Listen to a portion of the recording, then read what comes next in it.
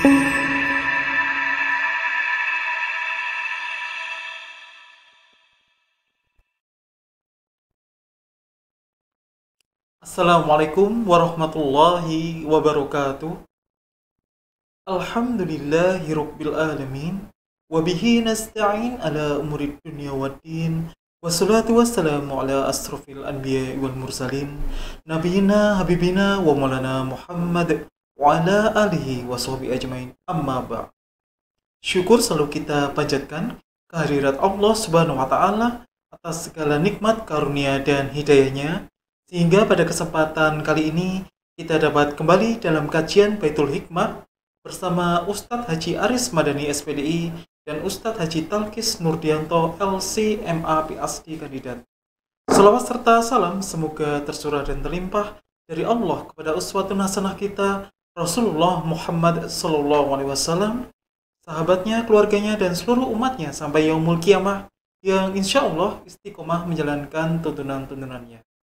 Yang kami hormati Ustadz Haji Aris Madani dan Ustadz Talkis Nurdianto dan seluruh jamaah hadirin semuanya, marilah kajian ini kita buka dan kita mulai dengan melafazkan basmalah.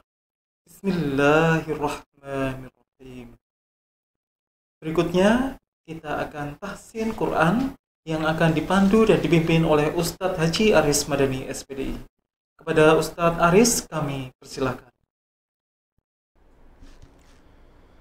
Assalamualaikum warahmatullahi wabarakatuh.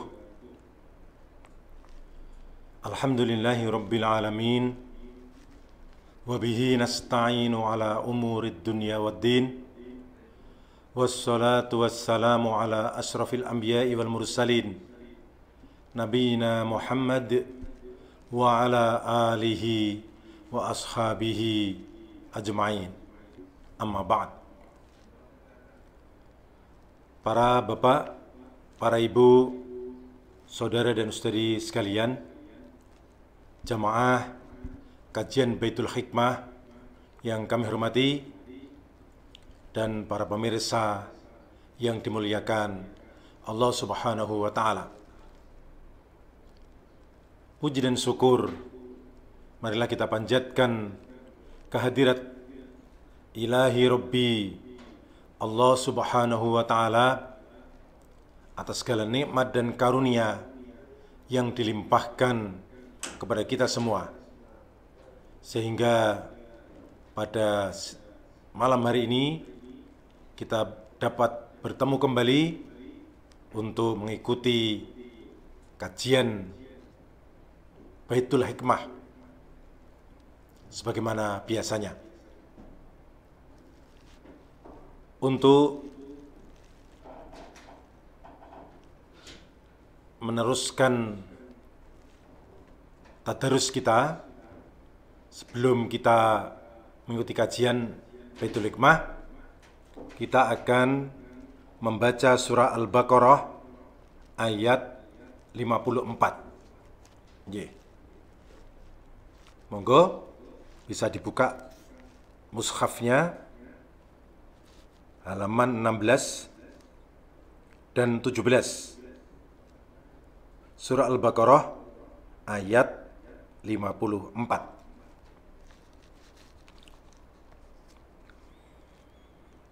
A'udzu billahi minasy syaithanir rajim. Wa idz qala Musa liqaumihi ya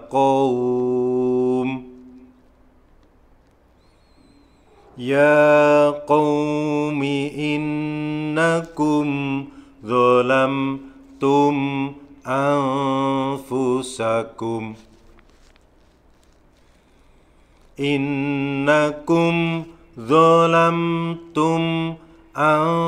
anfusakum bittikhadhikumul ijla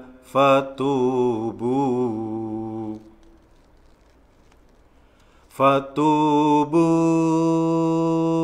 ila bari'ikum faqtulu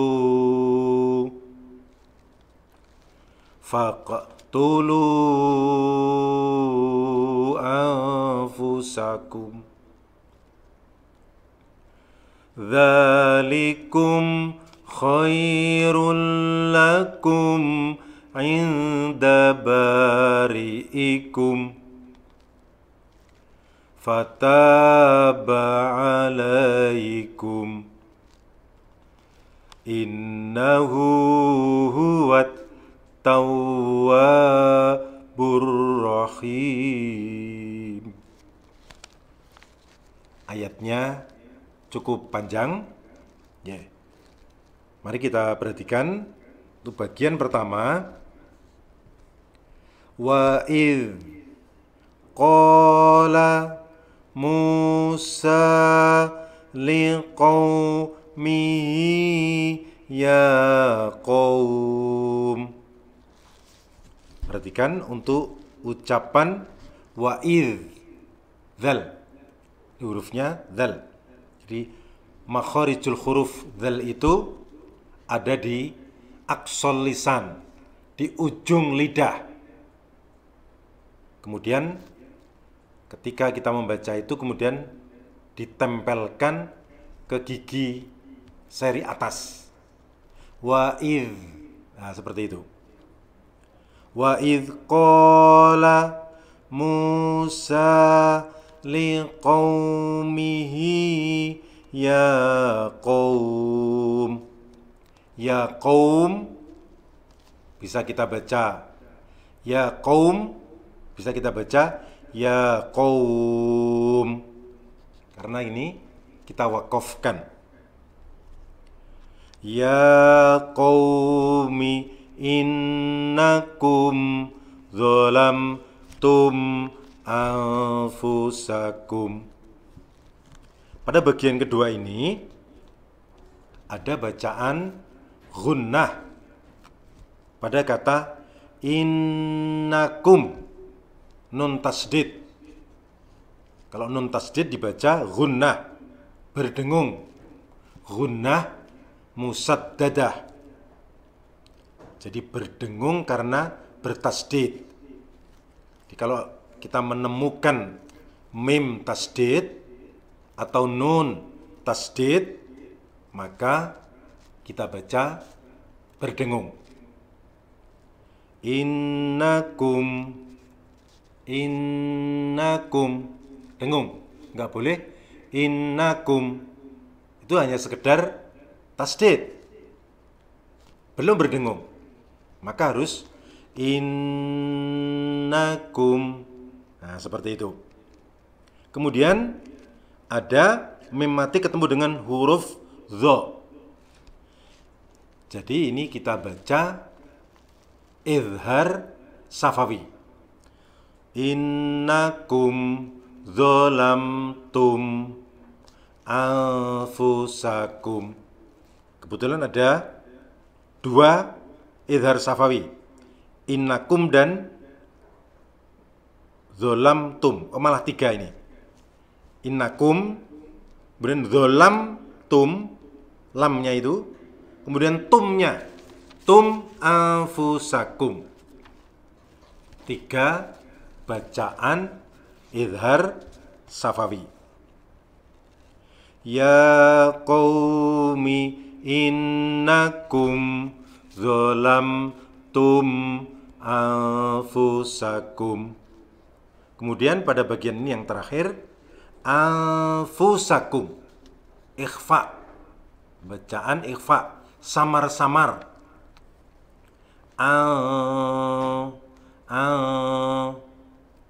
Jadi nunnya itu sudah samar-samar, tidak lagi an, itu nunnya jelas, tapi bibir, lidah, giginya itu sudah mengarah ke huruf fa. Jadi seperti itu. Anfusakum. Innakum zalamtum anfusakum bittikhadhikum. Kemudian ada yang namanya ikhfa safawi. Anfusakum bittikhadhikum. Tuh. Innakum zalamtum anfusakum bittikhadhikum. Bittikhadhikum. Mem ketemu ba, ini ikhfa safawi, dibaca berdengung. Kemudian pada bagian keempat, bittikhadhikumul ijla fatubu. Bagian ini yang perlu diperhatikan, ada bacaan qalqalah ijla. Nah, meskipun ini di tengah, jadi qalqalah sughra, tetapi kita baca juga jangan sampai jimnya tidak qalqalah. Bittikhadhikumul ijla fatubu. Itu. Bagian berikutnya, bagian kelima, fatubu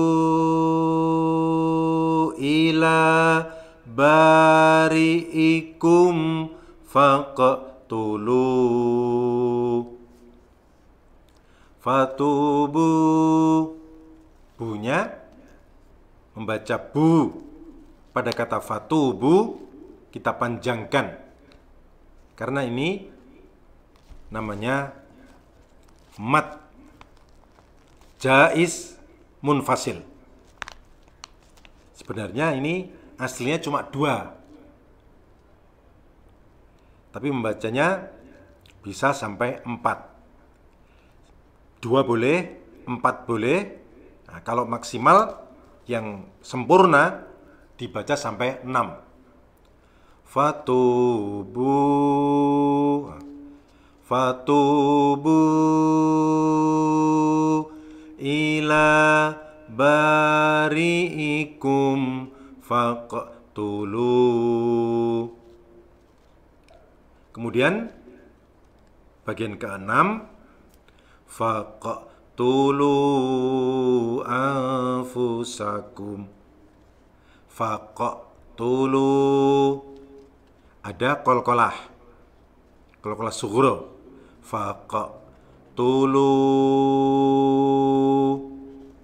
tulunya kita panjangkan.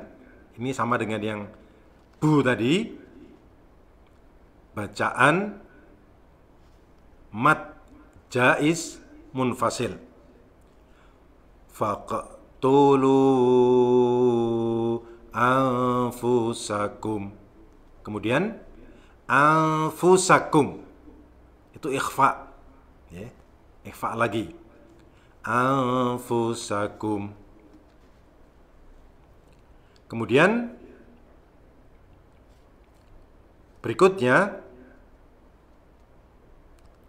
dzalikum khairul lakum inda bari'ikum. Dzalikum, ini kumnya dibaca idhar safawi. Dzalikum, jelas. Khairul lakum, khairul lakum, rol, khairul. Ini namanya idgham bila gunnah, tidak berdengung. Khairul lakum. Nah, itu khairul, khairun menjadi khairul lakum. Kemudian kumnya harus dibaca idhar safawi, seperti yang di depan tadi. khairul lakum inda bari'ikum. Inda, ini dibaca ikhfa lagi. Inda bari'ikum. Dzalikum khairul lakum inda bari'ikum. Kemudian bagian berikutnya, fataba alaikum. Yang perlu diperhatikan, ada mat layin. Alaikum, panjangnya 2 ketukan. Fataba alaikum. Nih, ini bagian akhir dari ayat ini. Innahu huwat tawwabur rahim. Innahu, nunnya tasdid, dibaca dengung. Inna, kemudian hu-nya, nah ini namanya mat silah qasirah. Dia ada huruf hu, huruf ha, yang dikasih dhammah kebalik. Itu namanya mat silah. Dibaca 2 ketukan. Innahu huwat tawwabur rahim. Wa, huruf wawu di situ ditasdidkan. Ini kalau ada tasdid dibaca ada tekanan di situ. Tawwabur rahim. Rahim pakai hak. Hak itu ada di tenggorokan sini. Nah, jadi huruf makharijulnya ada di halqi, huruf halqi. Jadi dan sifatnya hak itu mengeluarkan nafas atau hamas. Jadi rahim. Saya kira itu para pemirsa dan Bapak Ibu Saudara sekalian yang kami hormati. Karena ini sudah panjang waktunya, bisa diulang sendiri di rumah masing-masing. Dan saya cukupkan sekian.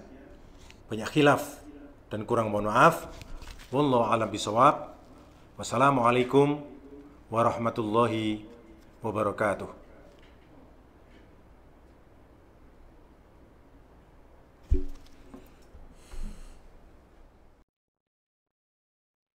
Terima kasih kami ucapkan kepada Ustadz Haji Aris Madani SPDI yang telah memandu dan memimpin kita semua dalam tahsin Quran. Pemirsa jamaah sekalian kajian Baitul Hikmah yang berbahagia, berikutnya kita akan simak kajian kitab Adabul Mufrad dalam tema menyantuni anak yatim berikutnya. Kepada Ustadz Haji Talkis Nurdianto, LCMA PhD kandidat, kami persilahkan. Tafadhol Ustadz. Bismillahirrahmanirrahim. Assalamualaikum warahmatullahi wabarakatuh. Innal hamdalillah nahmaduhu wa nasta'inuhu wa nastaghfiruh wa na'udzu billahi min syururi anfusina wa min sayyiati a'malina. May yahdihillahu fala mudilla lahu wa may yudlil fala hadiyalah. Asyhadu an la ilaha illallah wahdahu la syarikalah wa asyhadu anna Muhammadan abduhu wa rasuluh la nabiyya ba'dah. Allahumma shalli wa sallim ala nabina wa rasulina Muhammad sallallahu alaihi wasallam wa ala alihi wa ashabihi wa man tabi'ahu bi ihsan ila yaumiddin, amma ba'd. Ibu bapak jamaah rahimakumullah, senantiasa kita panjatkan kesyukuran kita pada Allah Subhanahu wa taala biqauli alhamdulillah. Segala puji bagi Allah dalam setiap kondisi dan juga keadaan. Alhamdulillah ala kulli halin. Maka dengan kesyukuran itu menjadi energi kita untuk terus beribadah dan beribadah, kemudian beribadah kepada Allah Subhanahu wa taala. Sehingga aktivitas kita itu bernilai ibadah dan bernilai pahala di sisi Allah Subhanahu wa taala. Dan semoga kita termasuk hamba yang pandai bersyukur. Amin. Salawat serta salam semoga tetap tercurahkan kepada baginda Rasulullah sallallahu alaihi wasallam, kepada keluarga, sahabat, tabi'in, dan juga orang-orang yang senantiasa memperjuangkan sunnah beliau. Ibu bapak jamaah rahimakumullah, melanjutkan kajian dari kitab Adabul Mufrad. Pertemuan sebelumnya masih berkaitan dengan menyantuni anak yatim. Pada kesempatan ini kita akan membaca hadis yang ke-132. Haddatsana Abul Yamani qala akhbarana Syu'aibun ani Zuhri qala haddatsani Abdullah bin Abi Bakrin anna Urwah bin Zubair akhbarahu anna Aisyata zaujan Nabi sallallahu alaihi wasallam qalat ja'atni imra'atun ma'ha ibnatani laha fasa'alatni falam tajid indi illa tamratan wahidatan fa'ataituha faqasamatha baina ibnatayha thumma qamat fakharajat fadakhala an-nabiy sallallahu alaihi wasallam fahaddatstuhu faqala man yali min hadhil banati syai'an fa ahsana ilaihinna kunna lahu sitran minan nar. Ibu bapak jamaah rahimakumullah, hadis yang barusan kita simak tadi bagaimana mengajarkan kepada kita untuk berbagi dengan anak yatim. Bahkan anak yatim ini adalah anak perempuan. Kemudian di akhir dari hadis kita mendapatkan bagaimana pahala yang telah Allah siapkan bagi orang yang menyantuni anak yatim. Kita ketahui bahwa hadis dari Aisyah, istri Nabi sallallahu alaihi wasallam berkata, menceritakan bahwa telah datang seorang perempuan dengan dua anak putrinya. Yang dua anak putrinya serta ibunya ini meminta sesuatu kepada Aisyah dan tidak mempunyai apa-apa kecuali hanya satu butir kurma saja. Maka diberikanlah satu butir kurma ini kepada sang ibu dengan kedua putrinya tadi. Oleh sang ibu kemudian dibagi menjadi dua. Faqasamatha baina ibnataiha. Satu kurma dibelah menjadi dua. Sebagian dikasih ke anak putri yang pertama, sebagian pada putri yang kedua. Kemudian mereka meninggalkan Aisyah, berdiri dan kemudian keluar dari rumahnya Aisyah. Kemudian Rasul sallallahu alaihi wasallam datang. Aisyah menceritakan kepada Rasulullah SAW apa yang telah dilakukan terhadap perempuan dan dua putrinya tadi yang termasuk anak yatim. Maka Rasul bersabda, "Man yali min hadil banati syai'an." Barang siapa yang telah melakukan kebaikan terhadap anak perempuan jadi fa ahsana ilaiha dan berbuat baik kepadanya, kunna lahu sitran minan nar. Maka kelak anak ini akan menjadi penghalang baginya dari api neraka. Ibu bapak jamaah rahimakumullah, mari kita lihat bahwa hadis ini mengajarkan kepada kita untuk berbagi dengan anak yatim. Maka dikatakan ibnataiha, dia adalah dua anak yatim perempuan, dua anak perempuan yang yatim, yang ditinggal oleh bapaknya. Apa kata Al-Quran terkait dengan yatim? Dalam surah Al-Ma'un, a'udzubillahi minasyaitonirrajim. Ara'aita alladzi yukadzibu bid-din fadzalika alladzi yad'ul yatim. Kata yatim boleh kita maknai dengan adalah anak yang ditinggal wafat bapaknya sebelum dia itu balik. Kewajiban untuk memberi nafkah pada keluarga itu kan kewajiban bapak, sang ayah, kewajiban suami. Ketika yang memiliki kewajiban, yang memiliki di pundaknya kewajiban memberi nafkah bagi keluarganya sudah tidak ada, maka anak yang belum balik harus bekerja, berusaha, berupaya untuk mencukupi kebutuhan kesehariannya. Maka yatim adalah ketersendirian. Anak yang sendiri mencukupi kebutuhan hidupnya. Anak yang kemudian berusaha untuk mencukupi kebutuhan hidupnya. Maka di sini ada dua kondisi perempuan yang disebutkan dalam hadis. Satu adalah perempuan yang janda, seperti hadis pada pembahasan sebelumnya. Yang kedua adalah anak yatim. Ketika kita mampu berbuat baik kepada mereka, baik kepada yang ibunya yang janda, kemudian anaknya yang yatim, maka Allah siapkan pahala baginya seperti apa? Bagaimana mereka akan menjadi penghalang bagi kita dari neraka Allah Subhanahu wa taala. Mari kita lihat apa yang dilakukan oleh Ummul Mukminin Aisyah radhiyallahu anha. Bahwa namanya juga istri Nabi, dan dalam hal ini tidak harus selalu kaya kemudian kaya raya dan semuanya ada. Ada satu kondisi di mana Aisyah itu dalam kondisi tidak memiliki sesuatu yang bisa dibagi kepada orang lain. Tidak hanya dalam hadis ini. Hadis misalkan ketika Rasul SAW bertanya, hal indakum syai'an, apakah punya sesuatu yang bisa dimakan hari ini? Kemudian Aisyah kadang mengatakan bahwa tidak ada ya Rasul. Memang tidak ada yang bisa dimakan. Gandum tidak ada, roti tidak ada, daging apalagi tidak ada. Adanya ada air putih. Maka Rasul bersabda, inni shaimun. Rasul akan berpuasa, dan puasanya adalah puasa sunnah. Maka ketika kita, dari bapak ibu, misalkan ibu khususnya, dari ibu-ibu menjadi seorang istri, kemudian dalam kondisi yang susah untuk memenuhi kebutuhan hidupnya, maka jangan terlalu bersedih hati. Bukan satu-satunya perempuan di dunia ini yang seperti itu adalah Anda. Aisyah mungkin bisa lebih miskin daripada Anda. Atau kita sebagai lelaki, suami, kepala rumah tangga, dalam kondisi di mana memang tidak ada yang bisa dimakan, maka jangan lantas kemudian kita melupakan Allah Subhanahu wa taala. Kita sedang diuji, apakah kita akan menjadi hamba yang bersyukur atau menjadi hamba yang kufur. Dalam kondisi seperti ini yang kekurangan, kita bersyukur karena masih ada benda lain yang bisa dijual misalkan, atau masih ada saudara yang bisa dimintai bantuan misalkan, atau masih ada simpanan tabungan yang bisa dipakai untuk beli makanan misalkan. Itulah kondisi di mana kita harus bersyukur. Dan kita harus melihat orang yang berada di bawah kita untuk memudahkan kita bersyukur. Ibu bapak jamaah rahimakumullah. Maka pemberian terhadap anak yatim tidak harus bernilai mewah, megah, dan juga bernilai tinggi. Satu butir kurma saja itu bisa bernilai bagi anak yatim. Bisa mengganjal rasa lapar yang dirasakannya dengan separuh saja. Maka yang diperhatikan adalah keikhlasan dalam pemberiannya itu. Ketika kita mau berbagi dengan yang lain. Mungkin kita lihat dalam hadis ini adalah Sayyidah Aisyah, Ummul Mukminin memberikan satu buah kurma. Tapi kalau kita lihat, dia memberikan makanan, semua makanan yang dia miliki. Atau bahkan sebagian dari makanan yang dia miliki. Karena waktu itu tidak ada yang dimiliki kecuali hanya satu butir kurma. Berarti artinya adalah dia memberikan semua makanan yang dia miliki kepada anak yatim itu. Mungkin ini belum pernah kita temukan dalam kehidupan kita masing-masing. Memberikan semua makanan yang kita miliki untuk anak yatim. Jangan melihat satu biji kurmanya, karena yang dimiliki waktu itu adalah biji kurma cuma tinggal satu. Sehingga bisa dibagi, karena sudah matang kurma itu bisa dibagi menjadi dua. Ya, bagaimana kebahagiaan dan keceriaan anak yatim. Anak yatim menceriakan anak yatim tidak harus selalu dengan sesuatu yang mewah. Bisa makan, itu satu kebahagiaan. Bisa berbagi dengan saudaranya yang sama-sama yatim, itu suatu kebahagiaan. Bahkan orang tua, ketika dikasih satu butir kurma, kemudian dibagi kepada kedua anaknya, dia tidak makan, satu kebahagiaan. Yang penting anak-anaknya itu bisa makan. Lebih mementingkan anaknya daripada dirinya sendiri.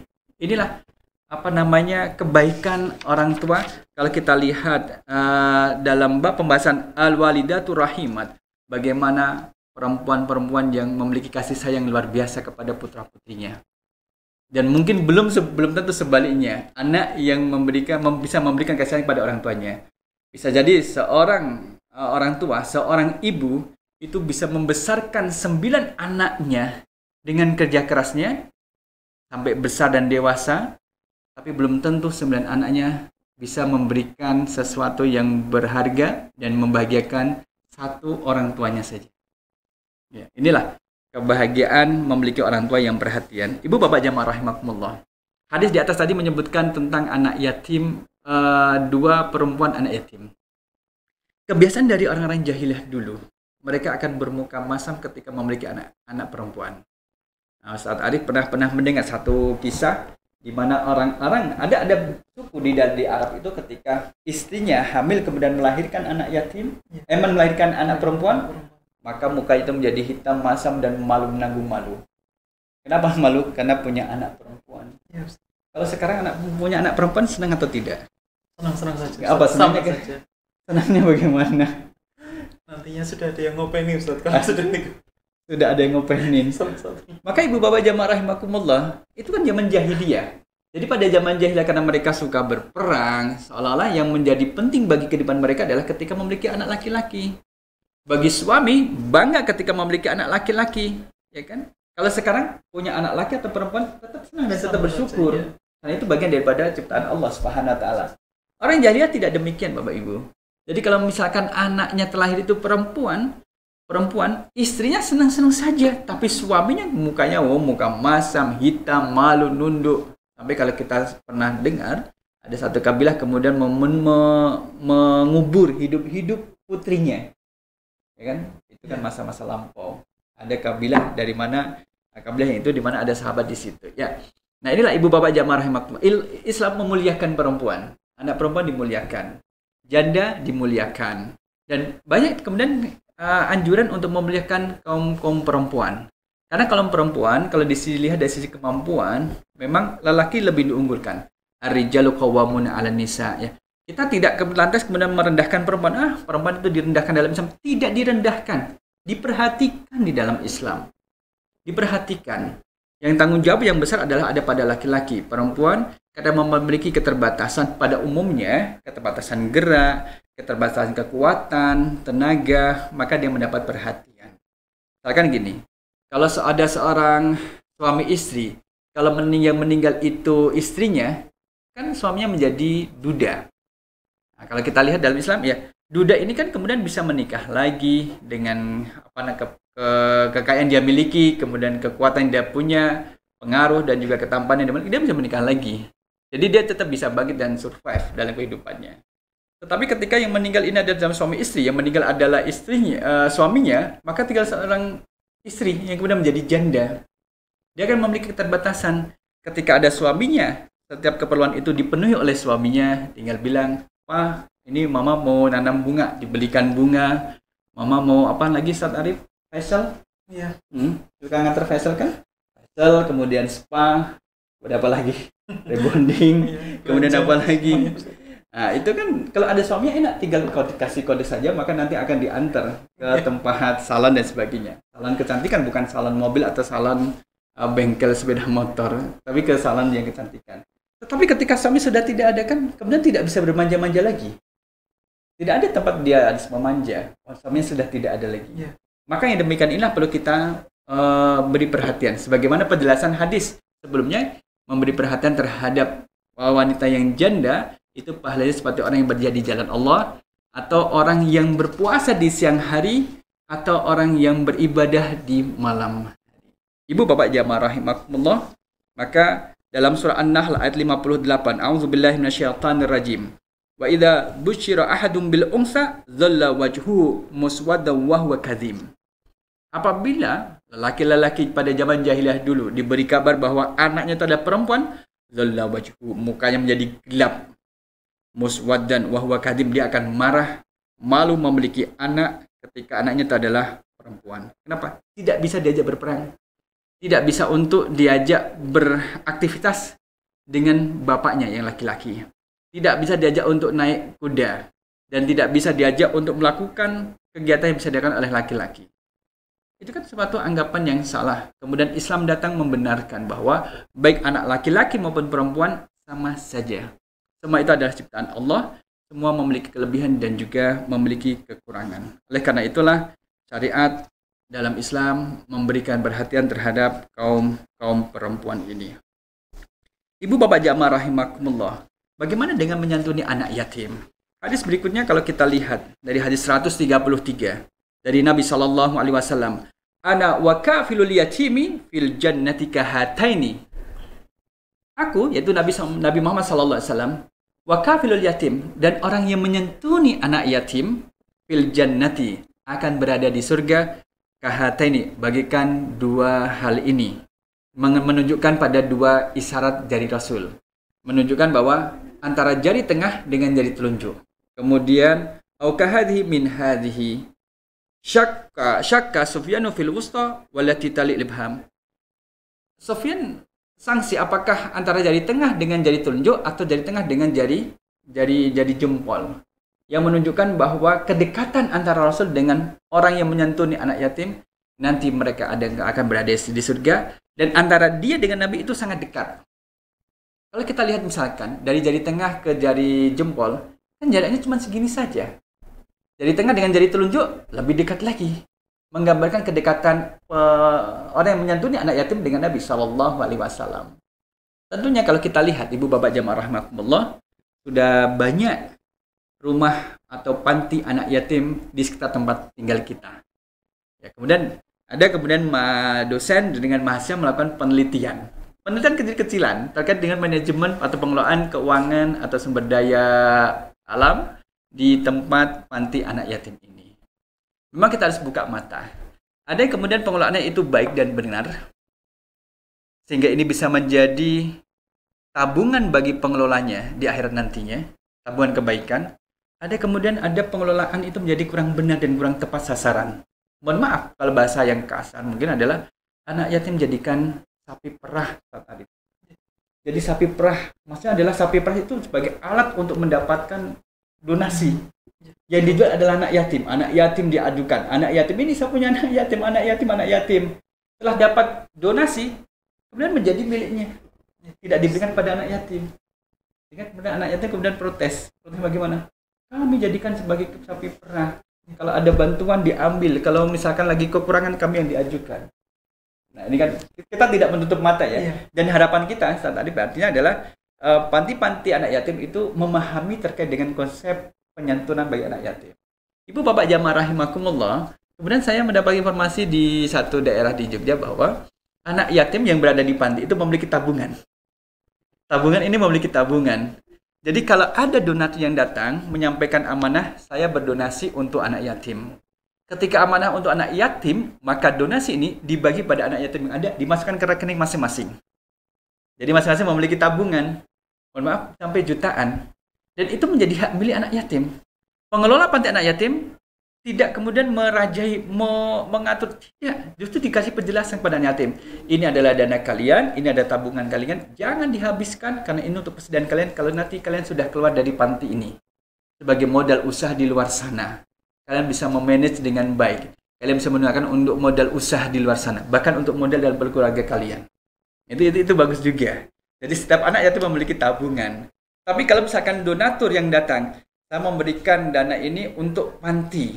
Untuk panti adalah untuk manajerial panti, untuk manajemen panti, untuk pembangunan panti, untuk kegiatan panti, maka digunakan sebagaimana amanah donatur. Kalau misalkan donatur bilang ini adalah untuk uang sakunya anak-anak panti, ya berarti kan anak-anak. Bagaimana dengan pengelolanya? Karena tidak disebutkan pengelolanya, berarti dia tidak punya bagian. Tidak lantas kemudian memaksakan diri untuk mengambil bagian, tidak. Kecuali memang kemudian diizinkan. Ketika ada donatur yang mengatakan ini adalah dana untuk anak-anak panti. Mohon maaf Bapak Ibu, ada nggak dana untuk pengelola? Oh ada silahkan ambil sekian, yang sisanya untuk anak panti. Menjadi halal bagian bagi anak panti. Maka ada satu istilah bahwa menyantuni anak yatim. Kalau kata-kata menyantuni kan berarti memberikan perlakuan yang baik kepada anak yatim sebagaimana tuntunan dari Rasul Sallallahu Alaihi Wasallam. Tapi panti anak yatim ketika tidak dikelola dengan baik, dengan memperhatikan hak dan kewajiban anak yatim, maka bisa menjadi sumber bencana bagi pengelolanya.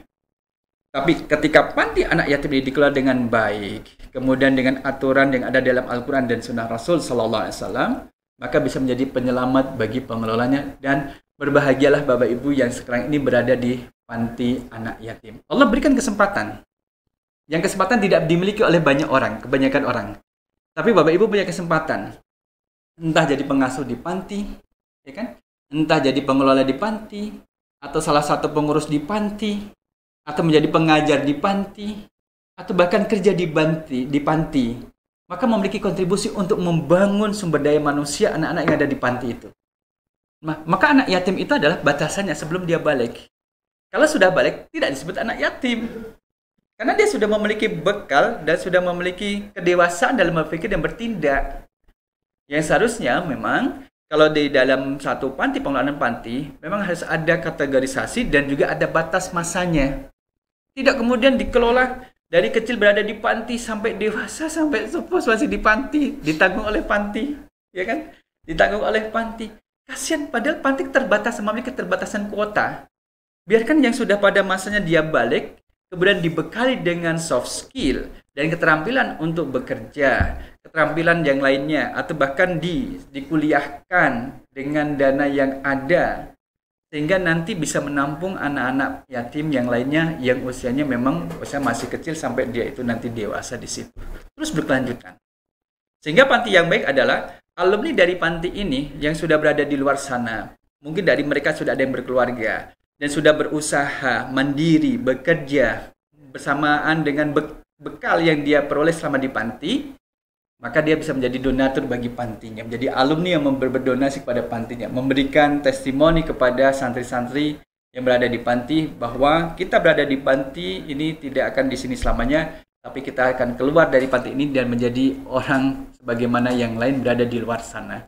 Nah, ibu bapak jamaah rahimakumullah, maka hadis ini ana wa kafilul yatim fil jannah. Aku yaitu Rasul sallallahu alaihi wasallam dan orang yang menyantuni anak yatim akan di surga. Kahatini menunjukkan kedekatan antara Rasul sallallahu alaihi wasallam dengan orang-orang yang menyantuni anak yatim. Maka di sini ada at-targhib fi ri'ayatil yatim. Dorongan, motivasi untuk menyantuni anak yatim. Kalau misalkan kita bukan menjadi bagian daripada panti, bukan pengasuh, pengelola, bukan guru, bukan pembimbing, setidaknya kita juga ikut andil. Ketika ada anak yatim, kita bisa kontribusi, memberikan ide kepada panti, memberikan donasi terhadap panti, kemudian mengambil peran di situ, atau bahkan memberikan pendidikan terhadap anak-anak panti, nasihat yang baik, keteladanan yang baik, itu bagian daripada kontribusi. Maka jangan kemudian kita bersikap apatis atau bahkan menyalahkan anak yatim. Anak yatim ya sebagaimana anak-anak yang lainnya, mereka juga memerlukan kasih sayang Bapak Ibu. Ada kasih sayang yang hilang dalam hidupnya, entah dari orang tua laki-laki atau dari orang tua perempuan. Dan kebahagiaannya adalah kalau anak panti itu dia merindukan kasih sayang dari sang ayah. Jadi bagaimana kita bisa mengambil peran? Ya, seolah-olah kita ini seperti ayahnya, memberikan perhatian, menanyakan kabar, menanyakan kesehatannya, menanyakan kondisi studi dan belajarnya, kemudian menanyakan bagaimana aktivitasnya, bagaimana keceriaannya. Itu suasana yang dirindukan oleh anak-anak yatim. Boleh kita mau memainkan peran di situ. Bukan sebagai pengganti ayah biologis, bukan. Tapi bagaimana kita menjadi ayah ideologisnya. Kemudian mengajarkan kebaikan, nilai kebaikan terhadap mereka. Oleh karena itulah ibu bapak jamaah rahimakumullah, seharusnya dan selayaknya dan sepatutnya bagi kita adalah berlomba-lomba untuk mengambil peran menyantuni anak-anak yatim di sini. Kemudian ibu bapak jamaah rahimakumullah, banyak hadis juga yang menyebutkan terkait dengan keutamaan menyantuni anak yatim. Sebagaimana hadis dalam 135. Anin Nabi sallallahu alaihi wasallam qala ana wa kafilul yatimi fil jannati hakadha. Saya dan juga orang yang menyantuni anak yatim di surga seperti ini. Wa qala bi isba'ihi as-sababati wal wusta. Antara jari telunjuk dan juga jari tengah. Kan menunjukkan kedekatan antara orang yang menyantuni anak yatim dengan Nabi sallallahu alaihi wasallam. Tentunya ketika kita menyantuni anak yatim akan banyak kesyukuran yang terlahir dalam diri kita, yang kemudian bisa kita ajarkan pada putra-putri kita, dan juga bisa kita sampaikan pada orang lain bahwa kita memang harus banyak-banyak bersyukur. Kita lahir ditungguin sama orang tua kita, kita tumbuh besar dibersamai oleh orang tua kita, kita mendapatkan kasih sayang cukup dari orang tua kita. Yang ini semua belum tentu dirasai oleh anak-anak yang yatim, anak-anak yang ketersendirian, jika berusaha memenuhi kebutuhan hidupnya dengan usahanya sendiri dan mereka usahanya belum balik. Oleh karena itulah pesan dalam surah Al-Ma'un agar tidak menjadi orang yang mendustakan agama adalah mari kita menjadi bagian orang yang memerhatikan anak yatim. Bisa kita lihat sekitar kita. Kita mulai dari tempat tinggal kita, sekitar tempat tinggal kita, satu.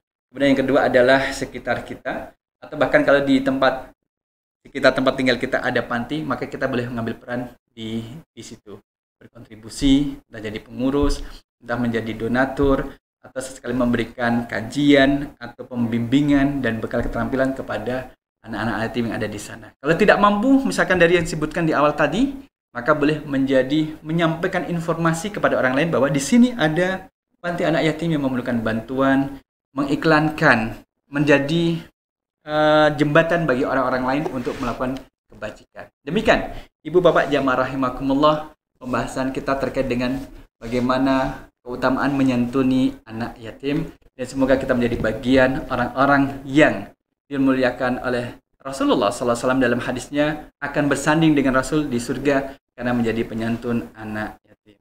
Nasrum minallah wa fathun qarib wa basyiril mu'minin. Wassalamualaikum warahmatullahi wabarakatuh. Terima kasih kepada Ustadz Talkis Nurdianto yang telah menyampaikan materinya menyantuni anak yatim. Pemirsa jamaah kajian Baitul Hikmah, demikianlah kajian pada malam hari ini. Terima kasih kami ucapkan kepada Ustadz Haji Aris Madani SPDI dan Ustadz Haji Talkis Nurdianto LCMA PhD kandidat, dan kepada para jamaah sekalian yang telah bergabung bersama kami. Marilah kajian ini kita syukuri dan kita tutup dengan melafazkan hamdalah. Alhamdulillahirabbil alamin. Dari kami mengucapkan terima kasih dan mohon maaf. Fastabiqul khairat.